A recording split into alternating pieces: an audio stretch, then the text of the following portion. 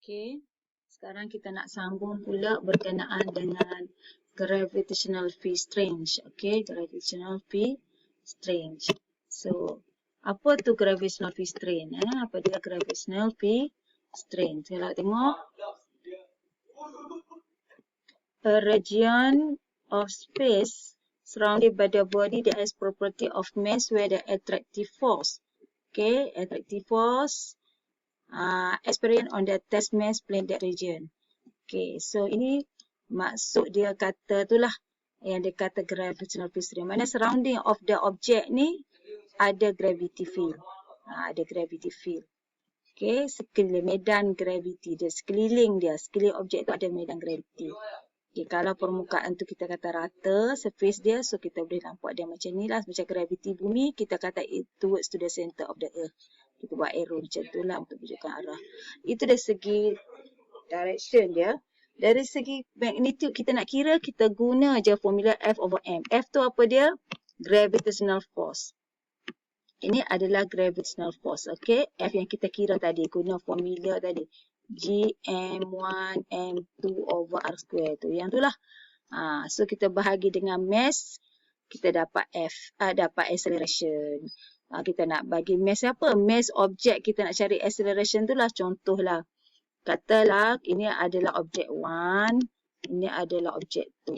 So kalau kita nak cari gravity dekat point here, kat sini. So mass objek 2 ni kita cancel lah. So acceleration dia tinggal gm1 bahagi dengan r kuasa 2. So mass ni kita cancel sebab kita mencari gravity di sini. Gravity attracted by object m1. So kita pilih gm1 over r kuasa 2. So unit dia, kalau force kita tahu Newton, Newton bahagi dengan kilogram. So kita dapat Newton per kilogram lah. Ataupun sama juga dengan ms negatif 2. Itu unit dan dia ada vektor kuantiti. Tadi force per vektor kuantiti, acceleration per vektor. So arah dia macam mana? Tahu arah dia sama dengan arah force. Jadi kalau arah force tu attract macam ni, contoh cikgu bagi ni, so attract dia ke kiri. So kalau force dia ke kiri, acceleration pun kiri, to the left juga. So dia follow arah force, dia follow arah force, follow direction force. Okay, direction force. Faham Senang je, tak susah. Okay, contoh kat sini antara dua objek ni apa? Sebenarnya je tak perlu dua objek tau. As long as satu point. Contohnya kita nak cari gravity acceleration ni, gravity field strength ni pada point ni. Point P ni, iaitu sejauh R daripada objek M. So adalah gravity kat sini. Kalau tak ada G-SEM kat sini pun, tak ada objek kat sini pun tidak mengapa. Sebab kita merujuk kepada gravity field strength. So syarat dia hanya perlu mass yang kita nak rujuk tu. Mass objek menyebabkan gravity kat situ. Faham tak? Contoh, determine the earth gravitational field strength on surface altitude. Okay. Kita tahu bahawa bumi, okay, surface dia kat sini, ni surface of the earth. So dia nak cari dekat permukaan bumi. Dekat sini. Kalau nak cari gravity dekat permukaan bumi macam mana? Kat sini. So, kat cari A kat sini, kita guna formula G M Earth over R square kan. So, R tu jarak daripada mana? Kita nak ambil daripada permukaan bumi ke center ni lah. Ini R dia. Dan R di sini kebetulan sama dengan jejari bumi, iaitu R Earth. Faham tak? Tadi kita tengok dari segi jarak ni.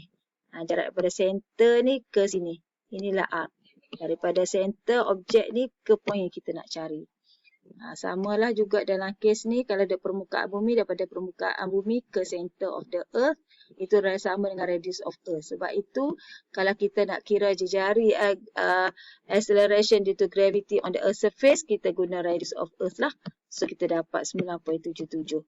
Ni kita second negatif 2. Ni selalunya kita guna 9.81 kan. Dalam eksperimen tu, sama lah. Yang ni dalam kes ni, sebab mass yang mungkin jarak ni tak tepat, so tak dapatlah 9.81. Okay, soalan berikutnya, cari gravity field strength at altitude. Pada ketinggian berapa? 350 km dari above. Altitude ni adalah ketinggian. Maknanya daripada permukaan bumi, ini jarak ni. So, itu penting faham altitude, maksudnya macam ni. Ni bumi, ini point yang kita nak cari. Ini jarak altitude. Ini kita panggil altitude. Dan altitude ni bukan R. Okey, kalau kita tengok formula A sama dengan GM over R square kan. Jadi kalau dia di permukaan bumi, kita ganti R ni dengan R Earth. Tapi kalau kita cari kat point ni, pada ketinggian 350 km ni, jadi kita nak cari R ni adalah kita ambil daripada center. Itu kena highlight betul-betul lah. Kita ambil daripada center. Center ni ke sini. Itu R. So bermaksud daripada center ke permukaan bumi adalah radius of Earth. Jadi R sebenarnya radius of Earth campur dengan distance altitude ni, H yang kita dah ada ni. Kena tambah altitude H ni sama dengan H ni. Okey, kita kena tambah. Dah wajib tukar kepada meter, unit meter. Okey, unit meter. So kalau kita tengok contoh dia bagi, nampak tak? Dia tukar, nampak tak? Baru dapat R. Boleh faham iaitu maksud altitude tu jarak daripada sini ke sini. So ini altitude yang ni je. Ini altitude. Altitude ni dia hanya sampai kat permukaan bumi. Sedangkan R dia wajib sampai center.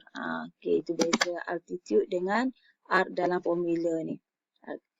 Okey, so arah dia memang tu dia sudah lah sebab sama arah dengan gravity force. Okey, boleh faham. Okey, gravitation on the earth surface dia bagi tahu ini G 9.81. Okey, Newton per kilogram. Calculate gravity at point C at distance 1.5 arc from the earth surface. Daripada permukaan bumi ke point ni jarak 1.5 arc. So R dia adalah H campur dengan R besar iaitu 1.5 R campur dengan R dapat 2.5 R. Jadi R sebenarnya adalah yang ni. So sebab itu kalau kita tengok dia buat macam tu. Okey, boleh faham So soalan berikutnya, the weight of the rod have mass 2 kg at point C. Jadi berapa weight? Weight ni kita macam nak kira weight, kita tahu bahawa formula W sama dengan mg. Jadi kita kena cari G. G ni apa dia cikgu? G ni sama dengan A lah. Yang awak kira tadi tu G lah. Sebenarnya, tapi kalau permukaan bumi, G kita 9.81. Kita kira tadi. Tapi kalau kat point C ni, kita kena cari G kat titik C. Berapa G kat titik C tu? Jadi kita dah kira ni. Ini G ni lah. Ni G lah.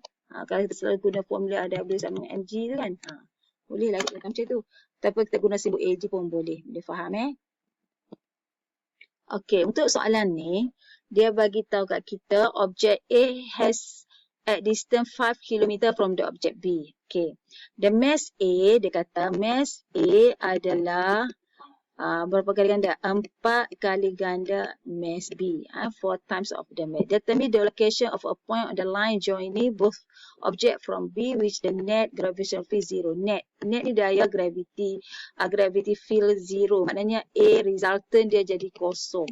Jadi katalah ke somewhere here. Okey. Jadi dekat point ni dia ada dua A. Satu A disebabkan oleh objek ni. Objek A. Satu lagi acceleration gravity disebabkan oleh gravitational strain boleh, gravitational acceleration pun boleh sebut. Okey, oleh objek B. So ada dua. Kenapa cikgu buat arrow dia ke kiri? Sebab dia attract, dia ditarik. Point ni ditarik ke planet A. Point ni ditarik ke planet B. So dia mesti anak panah macam tu. So kita nampak di sini dia opposite direction. Jadi bila kita nak kira resultant, kita kena ambil satu positif, satu negatif. Jadi kalau kita ambil AA ni negatif, jadi yang AB ni kita ambil positif. Faham? Lepas tu macam mana nak kira tu? Okay, kita apply formula tadi lah iaitu AA tu adalah GM over RA kuasa 2. M mana? MA lah. Okay, daripada sini ke sini lah. Ni RA. Ini RB. Faham tak? Ini RB. Daripada point B ke point sini. Nampak tak? Okay, kalau cari B pula cikgu macam mana? Okay, B sama dengan GMB bahagi dengan RB kuasa 2. Senang. Susah pun sebenarnya soalan ni. So, kira hasil-hasil lepas awak masukkan. Tapi, dia cakap zero. Zero maksudnya nilai resultant ni bila awak tambah mesti dapat kosong. Sini kosong. So, sini kosong jadi sama dengan negatif AA sama dengan tambah AB. Bila awak pindah ni ke sebelah sini, awak akan dapati bahawa hubungan dia AA ni sama juga dengan AB dari segi magnetik lah. Segi magnetik dia sama. Sebab tu kita buat macam ni, dia sama. So, kita masukkan nilai.